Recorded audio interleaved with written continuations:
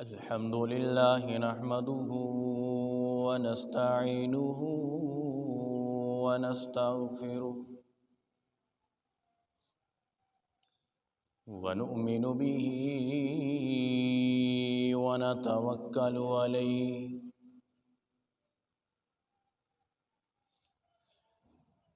ونعوذ بالله من شرور أنفسنا ومن سيئات أعمالنا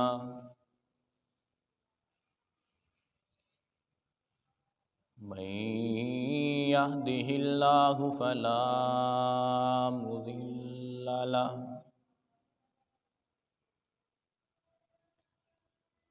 ومن يضلله فلا هادي له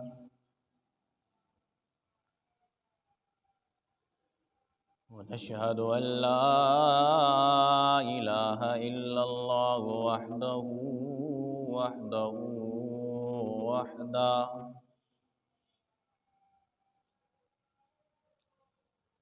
لا شريك له ولا نظير له ولا وزير له ولا مشير له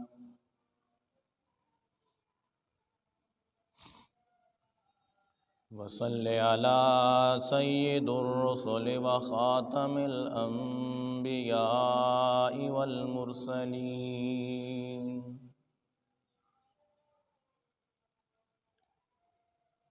وقال الله تبارك وتعالى في الكلامه المجيد والفرقان الحميد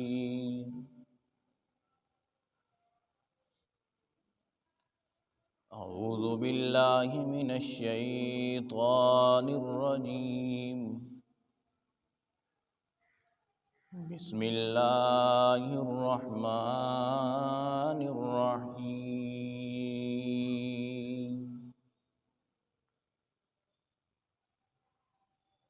في صحف مكرمة صدق الله العظيم وصدق الرسول النبي الكريم ونحن على ذلك لمن الشاهدين والشاكرين والحمد لله رب العالمين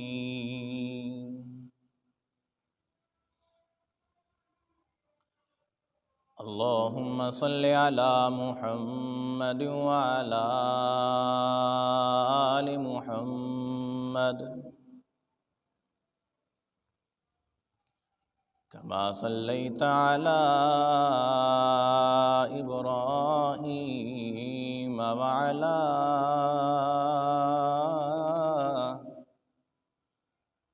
آل إبراهيم إنك حميد مجيد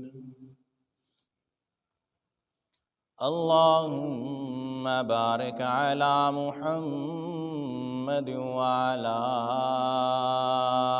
آل محمد كما باركت على إبراهيم وعلى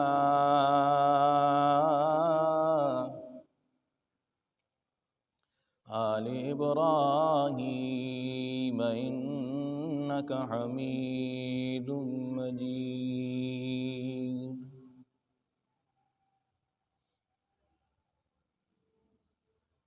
میرے واجب الاحترام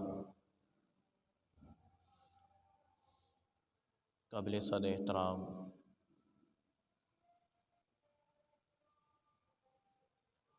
آج جمعۃ المبارک کا دن ہے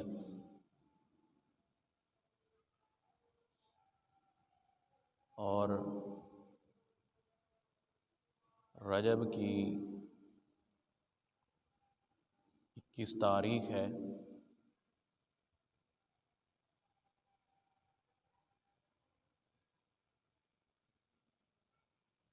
گزشتہ جمعے میں نے زکوٰۃ کے موضوع پہ خطبہ دیا تھا کہ اپنے مالوں میں سے زکوٰۃ ادا کرنا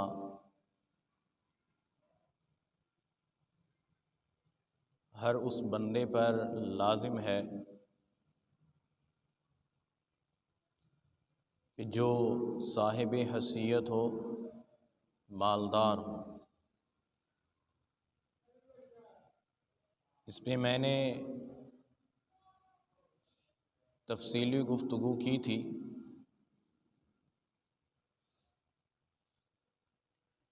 اور آج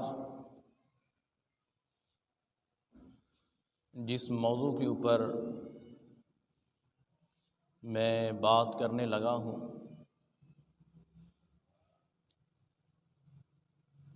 وہ شان سیدنا امیر معاویہ رضی اللہ تعالی عنہ ہے۔ اس لیے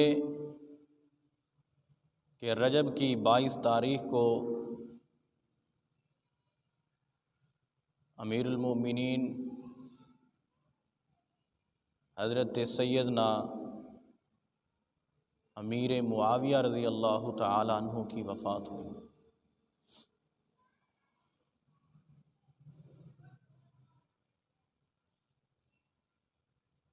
تو سامعین مکرم،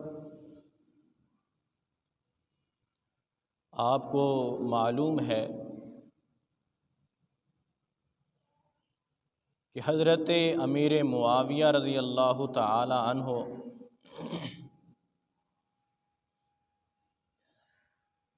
ایک مظلوم ترین صحابی ہیں۔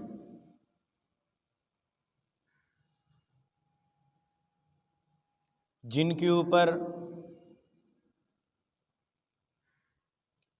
دشمنان صحابہ تو تبرہ بازی کرتے ہی ہیں،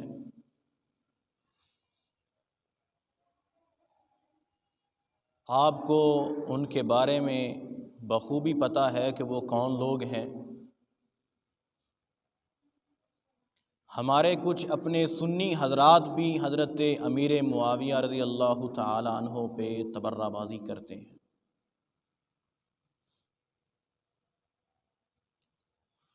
اگر میں اس طرف تک چلا گیا تو موضوع لمبا ہو جائے گا، وقت کم ہوتا ہے جمعے کے موقع پر، تو انشاءاللہ کوشش کروں گا کہ میں تھوڑے سے وقت میں فضائل سیدنا حضرت امیر معاویہ رضی اللہ تعالیٰ عنہ پہ لب گشائی کروں گا۔ اللہ رب العزت سے دعا گو ہوں کہ اللہ مجھے حق اور سچ کہنے کی توفیق عطا فرمائے، اور ہمیں کہنے اور سننے سے زیادہ اس پر عمل کرنے کی توفیق عطا فرمائے۔ ہمیں اس بات کو ضروری سمجھ لینا چاہیے، جس طرح ہم باقی اصحاب رسول کی سیرت کو بیان کرتے ہیں، ان کے فضائل اور مناقب کے اوپر باتیں کرتے ہیں، تو میں یہ سمجھتا ہوں کہ ہمارے لیے یہ ضروری ہے کہ ہم سیدنا حضرت امیر معاویہ رضی اللہ تعالی عنہ کے متعلق بھی باتیں کریں۔ تاریخ کے اوراق کے اندر حضرت امیر معاویہ رضی اللہ تعالی عنہ کو معاذ اللہ حضور علیہ الصلوۃ والسلام کا دشمن کہا گیا،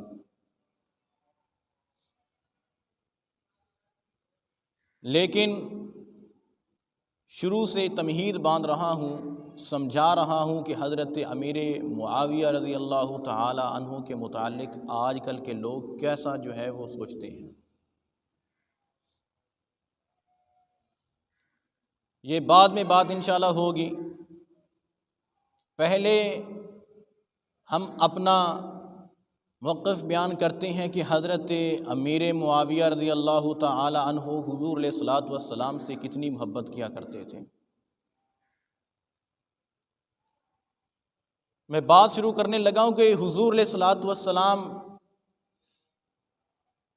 ایک مجلس میں تشریف فرما تھے، غسان کا ایک شہزادہ آیا، حضور کی خدمت میں کچھ دیر کے لیے بیٹھا رہا۔ عیسائی تھا، تو جب جانے لگا تو حضور کی خدمت میں عرض کرنے لگا کہ یا رسول اللہ، میں آپ کے لیے ایک تحفہ آپ کو پیش کرنا چاہتا ہوں، لیکن وہ تحفہ شہر سے باہر میرے سامان کے اندر ہے، لہذا آپ میرے ساتھ کسی کو بھیج دیں تاکہ وہ تحفہ میرے پاس سے وہ لے کر آپ کے حوالے کر دے، آپ کی خدمت میں وہ پیش کرے۔ اس بات کو غور سے سمجھیے گا، حضور علیہ الصلوۃ والسلام کے دو خادم بڑے مشہور ہیں، ایک زید بن حارثہ اور حضرت انس بن مالک۔ یہ اکثر اوقات حضور علیہ الصلوۃ والسلام کی خدمت کیا کرتے تھے، اور جس دن یہ غسان کا شہزادہ حضور علیہ الصلوۃ والسلام کے پاس آیا، اس دن حضور علیہ الصلوۃ والسلام کے پاس ان دو خادموں میں سے کوئی بھی خادم نہیں تھا۔ اس وقت حضرت امیر معاویہ رضی اللہ تعالی عنہ حضور علیہ الصلوۃ والسلام کی بارگاہ میں تشریف فرما تھے۔ حضور علیہ الصلوۃ والسلام نے حضرت امیر معاویہ کو حکم دیا کہ معاویہ، اس شہزادے کے ساتھ جاؤ، اس سے جو یہ تحفہ تمہیں دے وہ تحفہ میرے پاس لے کر آنا۔ حضرت امیر معاویہ رضی اللہ تعالی عنہ کا یہ معمول تھا کہ انہوں نے اپنے لیے مختلف قسم کے جوتے رکھے ہوئے تھے۔ جب کسی مجلس میں ہوتے، مطلب ہے کہ ہم نے کہیں جانا ہوتا ہے تو ہم اچھا لباس، اچھا جوتا پہن کر جاتے ہیں۔ حضرت امیر معاویہ رضی اللہ تعالیٰ عنہ جو ہیں، ان کا جوتا ان کے پاس اس وقت موجود نہیں تھا۔ وہ حضور علیہ الصلوۃ والسلام کے حکم کی تعمیل کرتے ہوئے اس رستے پہ چل پڑے جس رستے پہ وہ شہزادہ جا رہا تھا۔ وہ شہزادہ اس وقت گھوڑے کے اوپر سوار تھا، اور حضرت امیر معاویہ رضی اللہ تعالیٰ عنہ جو ہے پیدل چل رہے تھے۔ عرب میں گرمی بھی بہت زیادہ ہوتی ہے، پتھریلی زمین تھی۔ حضرت امیر معاویہ رضی اللہ تعالیٰ عنہ اس کے گھوڑے کے ساتھ ساتھ جو ہیں وہ پیدل چل رہے ہیں۔ روایات کے اندر آتا ہے کہ حضرت امیر معاویہ رضی اللہ تعالیٰ عنہ نے اس شہزادے سے کہا کہ بھائی تیرے پاس گھوڑا ہے، سفر جو ہے تھوڑا سا لمبا ہے، 6 میل کا سفر تھا۔ حضرت امیر معاویہ نے کہا کہ بھائی تیرے پاس گھوڑا ہے، مجھے اپنے ساتھ بٹھا لے۔ اس وقت اس نے کہا، اس شہزادے نے، کہ تو کمی ہے، تو محمد کا غلام ہے، تو محمد کا نوکر ہے، اور میں غسان کی سلطنت کا شہزادہ ہوں، میں تجھے اپنے ساتھ نہیں بٹھا سکتا، میری تو یہ توہین ہوگی اگر میں نے تمہیں اپنے ساتھ بٹھا لیا۔ حضرت امیر معاویہ خاموش رہے، سفر جاری تھا، پاؤں جل رہے تھے۔ حضرت امیر معاویہ نے اسے کہا کہ اگر آپ مجھے اپنی سواری پہ سوار نہیں کر سکتے تو اپنا جوتا ہی مجھے دے دیں تاکہ میں پیدل چلوں، میرے پیر بھی نہ جلیں۔ اس وقت اس شہزادے نے پھر یہی جواب دیا کہ میں کمیوں کا اپنا جوتا نہیں دیتا، میں غلاموں کو اپنے جوتے نہیں دیا کرتا۔ حضرت امیر معاویہ خاموش رہے، پیدل چلتے رہے۔ سفر جب ختم ہوا، منزل پہ پہنچے، جو چیز جو تحفہ حضور علیہ الصلوۃ والسلام کے لیے حضرت امیر معاویہ نے لینا تھا وہ لے کے جب واپس آئے، حضور کی خدمت میں آئے۔ بات کو سمجھیے گا، حضور کی خدمت میں جب لوٹے تو شام ہو گئی تھی۔ حضور نے پوچھا معاویہ دیر کیوں ہوئی؟ سمجھ آ رہی ہے سب کو؟ حضور نے پوچھا کہ معاویہ تو اتنی دیر کا گیا ہوا ہے، دیر تجھے کیوں ہوئی ہے؟ حضرت امیر معاویہ نے سارا قصہ سنایا، سارا واقعہ سنایا۔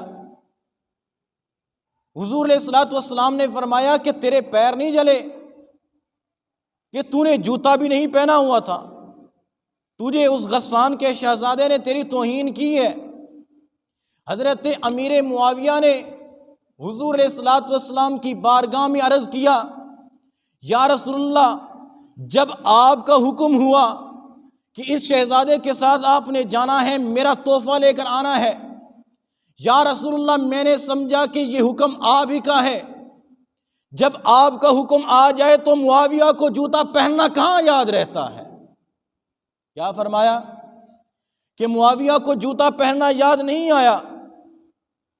تو حضور علیہ الصلوۃ والسلام نے اس وقت فرمایا، احلم من امتی معاویہ۔ یہ میں نے جو سارا واقعہ آپ کے سامنے رکھا ہے، یہ صرف اس ایک حدیث کے حصے کے لیے میں نے آپ کے سامنے ساری تمہید باندھی ہے۔ حضور نے فرمایا کہ میری امت میں سب سے بڑا صبر کرنے والا حضرت امیر معاویہ ہے۔ یہ بات یہاں پر صرف ختم نہیں ہوتی، ایک وقت ایسا آیا، حضور علیہ الصلوۃ والسلام اس دنیا سے پردہ فرما چکے تھے، حضرت ابو بکر صدیق کا دور بھی ختم ہوا، حضرت عمر فاروق کا دور ختم ہوا، حضرت عثمان غنی کا دور ختم ہوا، حضرت علی المرتضیٰ کا دور ختم ہوا، حضرت حسن و حسین کی جب خلافت انہوں نے حضرت امیر معاویہ کے حوالے کی، اس زمانے کے اندر حضرت امیر معاویہ نے 38 سال کے بعد دمشق کے اندر تخت کے اوپر براجمان ہے، تشریف فرما ہے۔ 38 سال کے بعد ایک لشکر حضرت امیر معاویہ کے دربار میں داخل ہوتا ہے۔ وہ لشکر حضرت امیر معاویہ ہی کی تھا، جس کی کمان ایک صحابی رسول کر رہے تھے۔ وہ غسان کے شہزادے کے علاقے کے اندر، غسان کے علاقے میں گئے، افریقہ کو فتح کرتے ہوئے، افریقہ کے جنگلات کو ختم کرتے ہوئے وہاں پر غسان کے علاقے میں جب پہنچے، اس وقت غسان کی ریاست کو انہوں نے فتح کیا۔ حضرت امیر معاویہ کی خدمت میں جب پہنچے، وہ 6000 قیدیوں کو لے کر حضرت امیر معاویہ کی خدمت میں جب پہنچے، حضرت امیر معاویہ نے جب دیکھا کہ ایک لشکر میرے پاس آیا ہے جس نے 6000 قیدیوں کو پکڑ کر میرے پاس لا کر کھڑا کر دیا ہے، حضرت امیر معاویہ نے دیکھا کہ جو اس لشکر کے سب سے سامنے جو بندہ پہلا کھڑا ہوا ہے، یہ وہی غسان کا شہزادہ ہے جس نے حضرت امیر معاویہ کو کہا تھا کہ تو محمد کا کمی ہے، تو محمد کا غلام ہے، تو محمد کا خادم ہے، تو محمد کا نوکر ہے، میں تجھے جوتا نہیں دیتا، تجھے اپنے ساتھ سواری پہ بٹھانے کو جو ہے اپنی توہین سمجھتا ہوں۔ اس وقت حضرت امیر معاویہ نے دیکھا یہ تو وہی غسان کا شہزادہ ہے جس نے مجھے اپنے ساتھ نہیں بٹھایا تھا۔ روایات کے اندر آتا ہے حضرت امیر معاویہ نے لشکر کو حکم دیا کہ یہ جو سامنے بندہ کھڑا ہوا ہے، پہچان لیا تھا، اس کے ہاتھوں کو کھولنے کا حکم دیا، اس کے ہاتھوں کو کھول دو، ہاتھ کڑیاں اس کو کھول دو۔ حضور علیہ الصلوۃ والسلام کے وہ صحابی رسول، حضور نے جن کے بارے میں فرمایا تھا احلم من امتی معاویہ، میری امت کا سب سے بڑا صبر کرنے والا حضرت معاویہ ہے، اس کی رسیوں کو کھول کر حضرت امیر معاویہ نے حکم دیا کہ اس کو میرے مہمان خانے میں لے کر جاؤ، اس کو میرے مہمان خانے میں لے کر جاؤ۔ مہمان خانے میں جب لے کر گئے، اچھی طرح اس کی مہمان نوازی کی، کھانے کھلائے، طرح طرح کے کھانے کھلائے گئے، اس کی خدمت کی گئی۔ وہ شہزادہ بڑا پریشان رہتا، کہتا ہے کہ ہم نے مسلمانوں کے ساتھ قتال کرنے کی کوشش کی، ہم ان کے سامنے لڑائی کے لیے جنگ کے اندر اترے، ہم نے ان کے بندوں کو شہید کیا، ان کے مسلمانوں کو شہید کیا، لیکن پھر کیا مسئلہ ہے، وجہ کیا ہے؟ یہ لوگ تو ہماری خدمت کر رہے ہیں، ہماری مہمان نوازی کر رہے ہیں۔ اس وقت حضرت امیر معاویہ رضی اللہ تعالیٰ نے حکم دیا کہ اس غسان کے شہزادے کی 1 مہینہ تک خدمت کی جائے، خدمت بھی ایسی ہو کہ اس کے اندر کوئی کسر باقی نہ رہے۔ اب میں آپ کے سامنے فیصلہ رکھتا ہوں، آپ کو کسی جگہ پہ کوئی بندہ آپ کو حقیر سمجھے، آپ کو یہ کہے کہ تو کمی ہے، تو اس طرح کا ہے، تو اس طرح کا ہے، تیرا کردار ایسا ہے، تو فلاں ہے، تو فلاں ہے۔ جب آپ کسی عہدے پہ پہنچ جائیں اور وہ بندہ آپ کے سامنے آئے، ہاتھ کڑیوں سے جکڑا ہو، کیا آپ اس کو چھوڑ دیں گے؟ جو آپ کی توہین کرے، جو آپ کو ذلیل کرے، میں اگر ہوں تو میں اس کی گردن کو اڑا دوں۔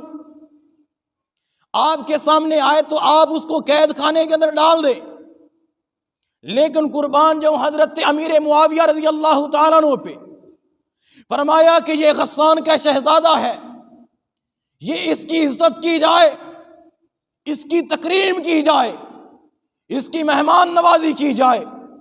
حضرت امیر معاویہ نے اس کو کچھ نہیں کہا، اس کی سزا کو بھی ختم کیا، مہمان نوازی کر رہے ہیں۔ 1 مہینہ جب مکمل ہوا تو حضرت امیر معاویہ نے کہا کہ اس کو لایا جائے، اس کو 10,000 درہم دیے، اس کے جب حوالے کیے تو وہ جب نکلنے لگا، وہ پہلے بڑا پریشان تھا کہ یہ مسلمان میرے ساتھ اتنا اچھا سلوک کیوں کر رہے ہیں، میرے ساتھ یہ کس طرح پیش آ رہے ہیں۔ حضرت امیر معاویہ رضی اللہ تعالیٰ عنہ نے 10,000 دراہم جب اس کو دیے، اس کے حوالے جب کیے، وہ پھر اور زیادہ تعجب میں ہوا۔ اس نے لوگوں سے پوچھنا شروع کر دیا کہ بھئی ہم نے آپ کے ساتھ جنگ کی ہے، میدان میں ہم تمہارے سامنے اترے ہیں، آپ کے مسلمانوں کو ہم نے شہید کیا ہے، مسلمانوں کو ہم نے بڑی بڑی تکلیفیں پہنچائی ہیں، لیکن یہ جو آپ کا بادشاہ ہے، آپ کا جو امیر المومنین ہے، اس نے میرے ساتھ بہت اچھا سلوک کیا ہے، بتاؤ یہ ہے کون؟ اس وقت کسی نے کہا کہ یہ حضرت امیر معاویہ ہے جو حضرت ابو سفیان کا بیٹا ہے۔ یہ کون ہے؟ بلند آواز سے بولے۔ یہ حضرت امیر معاویہ ہے جو حضرت ابو سفیان کے بیٹے ہیں۔ اس وقت وہ بندہ اور زیادہ پریشان ہوا، وہ غسان کا شہزادہ، وہ واپس ہٹا۔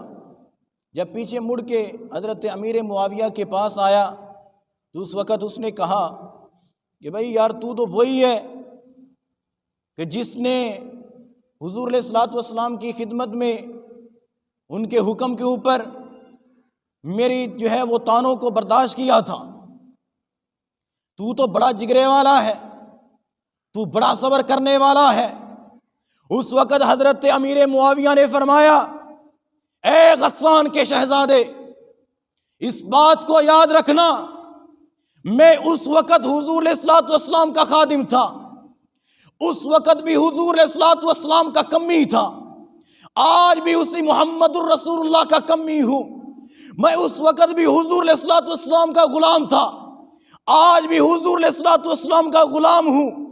اس وقت اس نے کہا یار اگر ہمارے پاس کوئی ایسا مسئلہ ہوتا جس نے ہماری توہین کی ہوتی، ہم تو اس کو زندہ نہیں چھوڑتے۔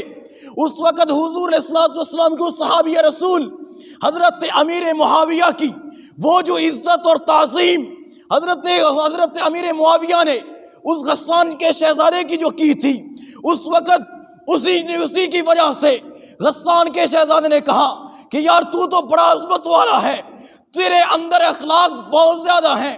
اس وقت حضرت امیر معاویہ نے فرمایا کہ اس وقت جب تو نے 38 سال پہلے میری تعظیم نہیں کی تھی، مجھے محمد کا کمی کہا تھا، وہ تیرا اخلاق تھا، آج جب تو میری خدمت میں آیا ہے، میرے پاس قیدی ہو کر آیا ہے، یہ میرا اخلاق ہے کہ میں تجھے تیرے جو ہے وہ عزت کر رہا ہوں اور تیری تکریم کر رہا ہوں۔ یہ کون تھے؟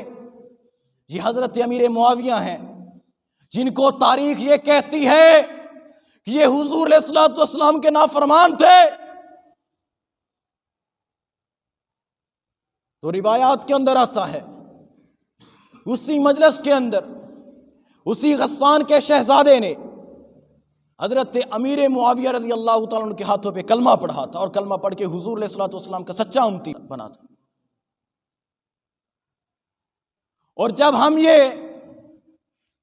اپنے سنی لوگوں کو سنتے ہیں، اغیار تو اغیار ہیں، دشمن تو باتیں کرتے رہتے ہیں، الزام لگاتے رہتے ہیں، ہمارے سنی حضرات بھی حضرت امیر معاویہ پہ کچھ نہ کچھ تبرہ بازی کرتے ہیں۔ حضرت امیر معاویہ رضی اللہ تعالیٰ عنہ نے 19 سال حکومت کی تھی۔ کتنے سال حکومت کی تھی؟ بلند آواز سے بولیں، 19 سال حکومت کی تھی۔ اس وقت تاریخ کے اندر جو لکھا جاتا ہے وہ کہتے ہیں کہ حضرت امیر معاویہ رضی اللہ تعالیٰ عنہ نے حضرت علی کو منبر کے اوپر بیٹھ کر جمعوں کے خطبوں کے اندر ان کو گالیاں نکالی ہیں۔ ان کی عقل کے اوپر پردے پڑ چکے ہیں۔ اب آپ بتائیں کہ میں اگر آپ کے سامنے اسی منبر کے اوپر معاذ اللہ العیاذ باللہ اگر حضرت علی رضی اللہ تعالیٰ عنہ کے بارے میں کچھ غلط کہوں تو کیا آپ مجھے ٹوکیں گے نہیں؟ بلند آواز سے بولیں، کیا آپ مجھے روکیں گے نہیں کہ مسعود اظہر صاحب آپ کیا باتیں کر رہے ہیں کہ آپ حضور علیہ الصلوۃ والسلام کے صحابہ کے اوپر باتیں کر رہے ہیں؟ تو اللہ کا ان لوگوں کو خوف کرنا چاہیے کہ حضرت امیر معاویہ رضی اللہ تعالیٰ عنہ جب وہ جمعے کے خطبے دیے کرتے تھے، جب وہ جمعے پڑھایا کرتے تھے، تو ان کے سامنے حضور کے صحابہ بھی وہاں پر ہوا کرتے تھے۔ تو کیا آپ یہ خیال کر سکتے ہیں کہ ایک منبر کے اوپر حضرت امیر معاویہ حضرت علی رضی اللہ عنہ کو گالیاں نکال رہے ہوں تو سامنے بیٹھے ہوئے صحابہ خاموش ہوں؟ کیا آپ یہ خیال کر سکتے ہیں؟ بلند آواز سے بولیں، بولو یار، کیوں میرا اتنا ہی زور لگتا، تھوڑا نہیں لگ سکتا؟ جو ہے ان کو روک نہیں سکتے تھے؟ تو بات جب بھی آپ نے کرنی ہو، کوئی بھی آپ کے سامنے مسئلہ آتا ہو، آپ اس کو حکمت سے سنیں۔ کسی کی بات آپ نے سننی ہو، اپنی اولاد کی سننی ہو، دشمن کی حتیٰ کہ آپ نے بات سننی ہو تو پہلے اس کی بات کو سنیں، پھر اس کو جو لڑائی جھگڑے سے نہیں بلکہ حکمت سے اس کی بات کا جواب دیں۔ اب یہ جو لوگ کہتے ہیں کہ حضرت ابو بکر صدیق رضی اللہ تعالیٰ عنہ اور حضرت عمر فاروق رضی اللہ تعالیٰ عنہ نے حضرت فاطمہ الزہرا رضی اللہ تعالیٰ عنہ کا حق کھایا تھا، باغ فتح ان کو نہیں دیا تھا، یہ مسئلہ بہت جو ہے وہ عام ہے، اعتراض کیا جاتا ہے علماء کے اوپر، سنی لوگوں کے اوپر جو ہے وہ اعتراض کیا جاتا ہے۔ یہ کہا جاتا ہے کہ باغ فدق یہ حضرت فاطمہ کو حضرت عمر فاروق نے کیوں نہیں دیا تھا؟ وہ تو معاذ اللہ ان کے حق کو کھانے والے تھے، انہوں نے اہل بیت کے حق کو غصب کیا تھا، ان کے حق کو جو ہے انہوں نے مار لیا تھا۔ تو ہم یہ کہتے ہیں کہ حضرت علی رضی اللہ تعالیٰ عنہ نے جب اقتدار سنبھالا تھا تو انہوں نے باغ فدق انہوں نے واپس تو نہیں لیا تھا۔ یہ آگے سے جواب دیتے ہیں، بات کو غور سے سنیے گا، اس لیے میں ایسا جو ہے وہ بات کر رہا ہوں۔ تو وہ آگے سے جواب دیتے ہیں کہ اہل بیت یہ ایسا سخی گھرانہ ہے، ان سے جب کوئی چیز لے لیتا ہے تو یہ چیز واپس نہیں لیتے، پھر تو یہ قیامت کے دن ہی ان سے جو ہے وہ ان کے گریبان کو پکڑ کر ہر چیز لیں گے۔ توجہ سے بات کو سنیے گا، اعتراض آپ کے ساتھ بھی ہو سکتا ہے، اور انشاءاللہ یہ جو بات کرنے لگا ہوں یہ اتنی مفید ہے کہ آپ حیران رہ جائیں گے۔ آپ ان کو روک سکتے ہیں جو معترضین ہیں، جو اعتراض کرنے والے ہیں۔ شاید آپ نے کسی سے یہ پہلے بات سنی ہو یا نہ سنی ہو، حضرت علی رضی اللہ تعالیٰ عنہ نے تو ان کو حق واپس نہیں کیا تھا، تو وہ آگے سے جواب دیتے ہیں کہ اہل بیت سے جو چیز کوئی چھین لیتا ہے تو اس سے وہ چیز واپس نہیں پھر لیتے، اسی کے حوالے کرتے ہیں، وہ آگے قیامت والے دن ان سے لیں گے۔ اب ایک اور پھر وہ اعتراض کرتے ہیں، وہ یہ کہتے ہیں کہ حضرت علی رضی اللہ تعالیٰ عنہ جو ہے معاذ اللہ، ان کی خلافت کو حضرت ابوبکر صدیق رضی اللہ عنہ نے غصب کیا تھا، حضرت عمر فاروق نے غصب کیا تھا، حضرت عثمان غنی نے غصب کیا تھا۔ بات سمجھ آ رہی ہے سب کو میری؟ انہوں نے ان کی جو ہے ان کے حق کو غصب کیا تھا، ان حضرت علی رضی اللہ عنہ کو خلافت نہیں دی تھی۔ اب میں یہ سمجھانا یہ چاہتا ہوں کہ حضرت ابوبکر صدیق رضی اللہ تعالیٰ عنہ کو خلافت ملی، حضرت عمر فاروق کو خلافت ملی، حضرت عثمان کو خلافت ملی، اور چوتھے نمبر پہ حضرت علی کو جب خلافت ملی تو انہوں نے آگے سے انکار کیوں نہیں کیا کہ میں خلافت نہیں لینا چاہتا؟ بقول ان کے وہ جو اعتراض کرتے ہیں کہ انہوں نے ان کا حق جو ہے وہ مارا تھا، بقول ان کے وہ جو اعتراض کرتے ہیں ان کا حق مارا تھا، یہ جو حق جب ان کو کوئی لے لیتا ہے اہل بیت کا، یہ اپنا حق واپس نہیں لیتے، پھر یہ ان لوگوں کو دے دیتے، ان سے کچھ حاصل نہیں کرتے۔ بقول ان شیعوں کے یہ جو کہا کرتے ہیں کہ یہ خلافت حضرت علی کا حق تھا، حضرت ابو بکر نے لے لیا تھا، حضرت عمر نے لیا تھا، حضرت عثمان غنی نے لیا تھا، بقول ان کے یہ جو کہا کرتے ہیں کہ اہل بیت جو ان سے کوئی چیز لیتا ہے یہ پھر ان سے کچھ واپس نہیں لیتے، میرا دعویٰ یہ ہے، میری دلیل یہ ہے، میں یہ جو بات کرنے لگا ہوں، اگر بات ایسی ہے اہل بیت جو چیز لے لیتے ہیں، اہل بیت سے جو چیز غصب کی جاتی ہے، پھر یہ بتاؤ کہ حضرت علی نے پھر خلافت کیوں لی تھی چوتھے نمبر پہ جا کے؟ چاہیے تو یہ تھا کہ وہ کہتے کہ کسی اور کو خلیفہ بنا دو، وہ یہ کہتے کہ کسی اور کو خلافت دے دو، ہمیں اس خلافت کی ضرورت نہیں ہے جو حضرت ابو بکر کو ہم سے چھین کر دی گئی تھی۔ میری بات آپ کو سمجھ آئی ہے یا نہیں آئی؟ تو وہ یہ کہہ سکتے تھے نا کہ حضرت ابو بکر نے جو خلافت لی تھی، جو ان کو خلافت ملی تھی، چاہیے تو یہ تھا تو اس وقت یہ کہہ دیتے یہ خلافت ہمارا حق تھا، ہمیں نہیں دیا گیا، لہذا ہم خلافت نہیں لیتے۔ اب آپ بتائیں کہ چوتھے نمبر پہ حضرت علی رضی اللہ عنہ نے خلافت کی ہے یا نہیں کی؟ بلند آواز سے بولیں، کی ہے یا نہیں کی؟ صحابہ نے ان کی خلافت کو مانا بھی ہے۔ تو سامعین مکرم، اللہ تعالیٰ سے دعا کرتا ہوں کہ اللہ تعالیٰ آپ کی ذہن کے اندر یہ بات بٹھا دے۔ میں نے تو پوری کوشش کی ہے آپ کے سامنے یہ بات رکھنے کی۔ آپ سے اعتراض لوگ کر سکتے ہیں، آپ کو جو ہے پھنسانے کی کوشش کی جا سکتی ہے، یہ باتیں کتابوں کے اندر نہیں ہیں، یہ باتیں تب آپ کر سکتے ہیں جب آپ اپنی عقل کو استعمال کریں گے، جب آپ عقل لڑائیں گے، یہ تب آپ کے سامنے باتیں آئیں گی۔ میں بات کر رہا تھا حضرت امیر معاویہ رضی اللہ تعالیٰ عنہ کے بارے میں، اور تاریخ ان کے بارے میں یہ کہتی ہے کہ یہ ان کو ممبروں کے اوپر ان کو گالیاں نکلوایا کرتے تھے، اور میں یہ بات کرنے لگا ہوں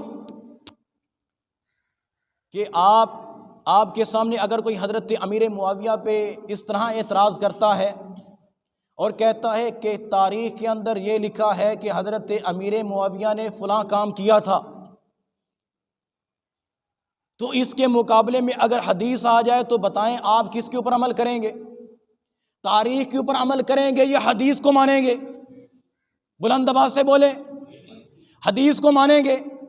لہذا آج ایک محمد علی انجینئر مرزا ہے ایک جیلم کے اندر، ایک وہ جیلم کا کتا ہے، حضرت امیر معاویہ کے خلاف وہ زبان اعتراضی کرتا ہے، وہ کہتا ہے کہ حضرت امیر معاویہ رضی اللہ تعالیٰ عنہ نے ان کو گالیاں نکلوائی تھیں، ممبر کے اوپر ان کو گالیاں نکالی تھی، اور وہ یہ بات کہتا ہے کہ جب حضرت امیر معاویہ اور حضرت علی رضی اللہ تعالیٰ عنہ کے درمیان میں کچھ جھگڑا چل رہا تھا، کچھ اختلافات تھے، تو وہ جیلمی کہتا ہے کہ اگر حضرت امیر معاویہ رضی اللہ تعالیٰ عنہ اور حضرت علی کے دور میں ہوتا تو میں حضرت علی کی طرف سے ہو کر حضرت امیر معاویہ کے خلاف جو ہے وہ تلوار نکالتا۔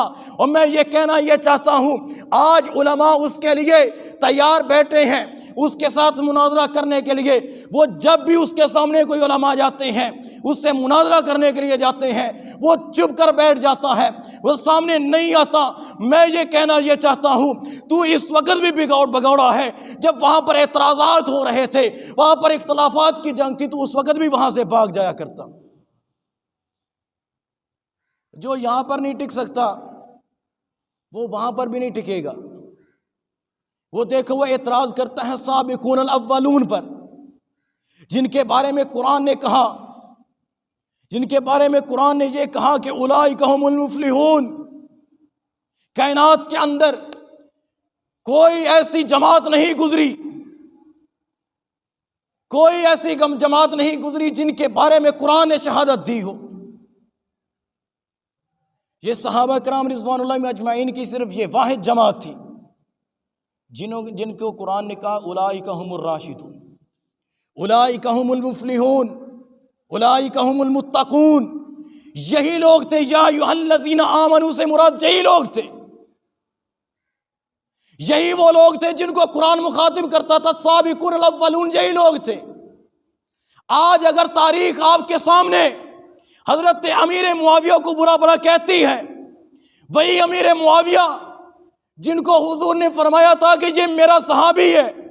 ایک مرتبہ حضرت امیر معاویہ حضور علیہ الصلوۃ والسلام کو وضو کروا رہے تھے، وضو کرواتے ہوئے حضور علیہ الصلوۃ والسلام کے سامنے جو پانی بچ گیا، لوٹے کے اندر پانی تھا، برتن کے اندر پانی تھا، پانی بچا، حضور علیہ الصلوۃ والسلام نے اپنے ہاتھ میں پانی کو لیا، چلو کے اندر ہاتھ میں پانی لیا، جب پانی لیا تو اس کو زمین کے اوپر گرایا، گرانے کے بعد جو انگلیوں کے اوپر جو پانی لگا ہوا تھا، حضرت امیر معاویہ کے چہرے کے اوپر اس طرح چھینٹا مارا اور فرمایا کہ اے امیر معاویہ، ایک وقت ایسا آئے گا جب تو دنیا کے اوپر حکمرانی کرے گا، تو اس بات کو یاد رکھنا، تو نے اللہ تعالیٰ سے ڈرنا ہے اور صرف اسی کی جو ہے آپ نے عبادت کرنی ہے، اس کے علاوہ کسی اور کی عبادت نہیں کرنی۔ تو سامعین محترم، اب آپ بتائیں، اگر حضور علیہ الصلوۃ والسلام نے یہ جب بات یہ کہہ دی تھی، اے امیر معاویہ آپ کو ایک وقت آئے گا، آپ کو حکومت ملے گی دنیا کے اندر، یہ جو لوگ کہتے ہیں کہ حضرت امیر معاویہ ان کو گالیاں نکالا کرتے تھے، حضرت علی المرتضیٰ کو، کیا اس وقت حضور علیہ الصلوۃ والسلام یہ نہیں کہہ سکتے تھے کہ ایک وقت آئے گا تجھے حکومت ملے گی، تو نے حکومت نہیں کرنی؟ یہ جو لوگ کہتے ہیں کہ حضرت حسین اور حضرت حسن سے حضرت امیر معاویہ نے یہ تخت کو چھینا تھا، تو کیا حضور علیہ الصلوۃ والسلام اس وقت یہ نہیں کہہ سکتے تھے، یہ نہیں فرما سکتے تھے کہ ایک وقت آئے گا تجھے حکومت ملے گی، تو نے حکومت نہیں لینی؟ بلکہ حضور علیہ الصلوۃ والسلام نے حضرت امیر معاویہ کو یہ فرمایا کہ ایک وقت ایسا آئے گا کہ تجھے حکومت ملے گی دنیا کے اوپر، تو نے اس کے اوپر اچھی طرح حکومت کرنی ہے، اللہ تعالیٰ سے ڈرتے رہنا ہے۔ اب آپ بتائیں، کیا حضرت امیر معاویہ پہلے اللہ تعالیٰ سے ڈرتے نہیں تھے؟ ڈرتے تھے۔ اس کی مثال آپ کے سامنے ایک رکھتا ہوں۔ ایک باپ کے 5 بیٹے ہیں، بہت متقی ہیں، نیک ہیں، پرہیزگار ہیں۔ وہ ان سے کہتا ہے، وصیت کرتا ہے مرتے وقت، کہتا ہے کہ بیٹا، یہ میری جتنے بھی میرے عزیز و اقارب ہیں، میں دنیا سے جانے لگا ہوں، یہ میری وصیت ہے، آپ نے ان کے ساتھ اچھے سلوک سے پیش آنا ہے۔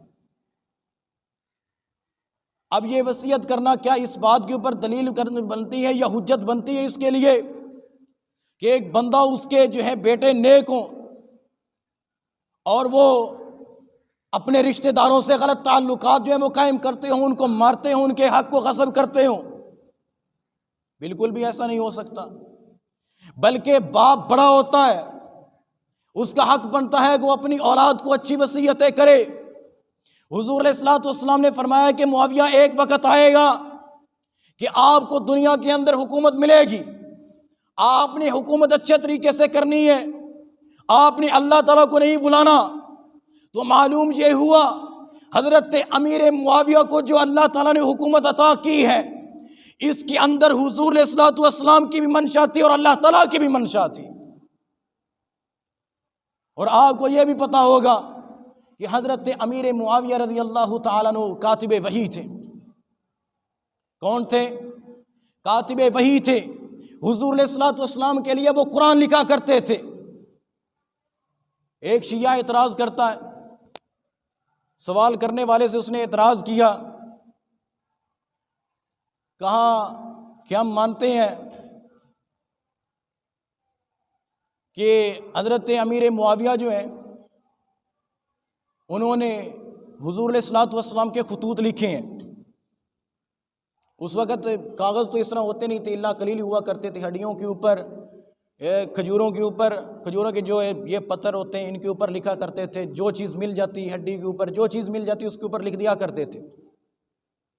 اس وقت انہوں نے کہا، وہ کہتے ہیں کہ آگے سے یہ اعتراض کرتے ہیں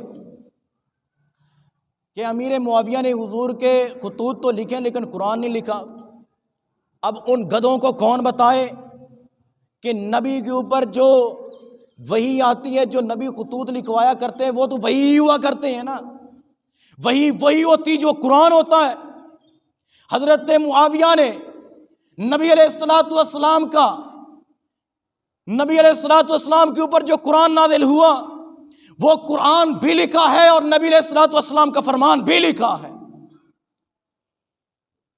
ایک روایت کے اندر آتا ہے حضور علیہ الصلوۃ والسلام نے 166 ممالک کے اندر مختلف بادشاہوں کو خطوط لکھے تھے، تحریریں لکھی تھیں۔ جو لکھنے والے تھے حضرت امیر معاویہ تھے۔ 166 خطوط جنہوں نے لکھے تھے، اور ان 166 خطوط میں سے 133 خطوط حضرت امیر معاویہ نے لکھے تھے۔ اب آپ بتائیں، اگر حضرت امیر معاویہ پہ حضور علیہ الصلوۃ والسلام کو اعتماد نہ ہوتا، کیا حضور علیہ الصلوۃ والسلام حضرت امیر معاویہ کو کہتے کہ یہ خطوط میرے تم لکھو؟ یہ کبھی بھی نہ کہتے۔ ایک روایت کے اندر آتا ہے حضرت جبریل علیہ الصلوۃ والسلام حضور علیہ الصلوۃ والسلام کی بارگاہ میں حاضر ہوئے، عرض کرنے لگے، یا رسول اللہ صلی اللہ علیہ وسلم،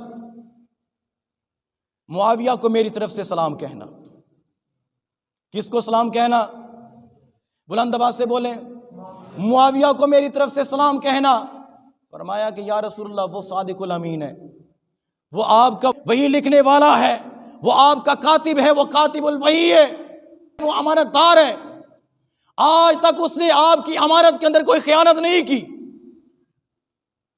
اور بتاؤ یار، جس کے لیے جبریل الامین جو ہے وہ آ کر سلام پیش کریں، کیا وہ اس طرح کا غاصب بن سکتا ہے کہ وہ حضرت امیر معاویہ جو ہیں وہ ممبر رسول کے اوپر بیٹھ کے حضرت علی کو گالیاں نکلوائیں؟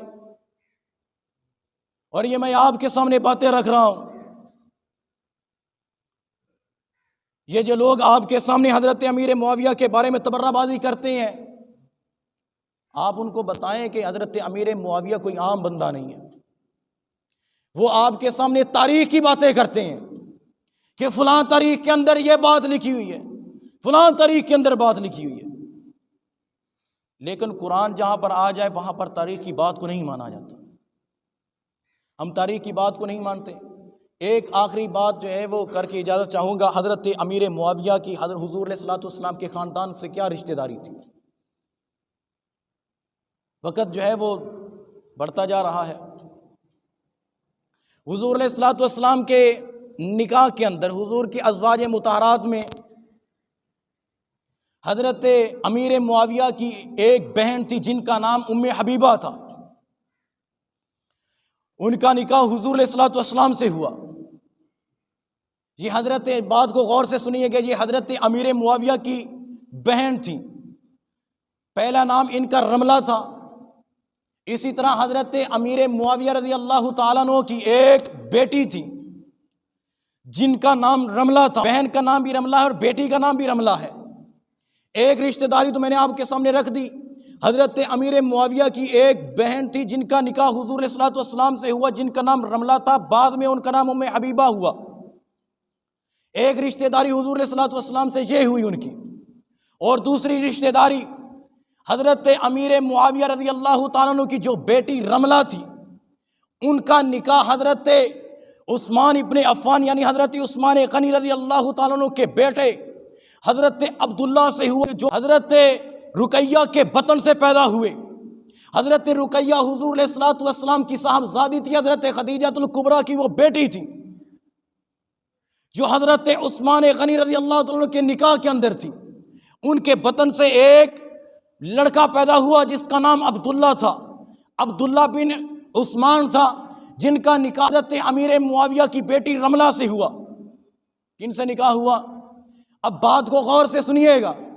ان کا نکاح حضرت امیر معاویہ کی بیٹی رملہ سے ہوا۔ ان کا جو ہے حضرت عثمان حضرت امیر معاویہ کے داماد ہیں، ان کے جو بیٹے ہیں وہ داماد حضرت امیر معاویہ کے ہیں، اور حضرت عثمان داماد ہیں حضور صلی اللہ علیہ وسلم کے۔ اب بات کو غور سے سنیے گا، حضرت عثمان غنی کے جو بیٹے ہیں وہ بھی حضور علیہ الصلوۃ والسلام کے نواسے ہیں، حضرت حسین بھی حضور علیہ الصلوۃ والسلام کے نواسے ہیں۔ کیا وجہ ہے کہ دنیا کے اندر ان کی تکریم زیادہ ہے اور یہ بھی نواسے حضور علیہ الصلوۃ والسلام کے ہیں، ان کی عزت کیوں کم ہے؟ اس کی وجہ یہ ہے کہ ان کے رشتہ داری جو وہ حضرت امیر معاویہ کے ساتھ جا کے لگی تھی، اور حضرت امیر معاویہ وہ ہیں کہ جب وہ اقتدار پہ آئے تھے انہوں نے ان رافضیوں کو ایسے مارا تھا کہ جب تک حضرت امیر معاویہ اقتدار پہ رہے تھے ان کا سر کبھی نہیں پھر اٹھا تھا۔ یہ اسی وجہ سے ان سے نفرت کرتے ہیں۔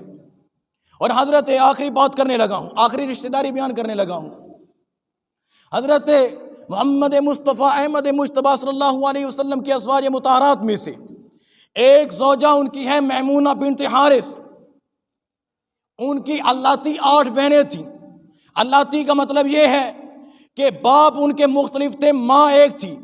اللاتی 8 بہنیں تھیں، ان کی 8 بہنوں میں سے ایک بہن جو ہے حضرت امیر معاویہ کے نکاح کے اندر تھی، جن کا نام قرینۃ الصغریٰ تھا۔ یہ حضرت امیر معاویہ کے نکاح کے اندر تھی، تو گویا کہ یہ حضور علیہ الصلوۃ والسلام کے سانڈو بنے۔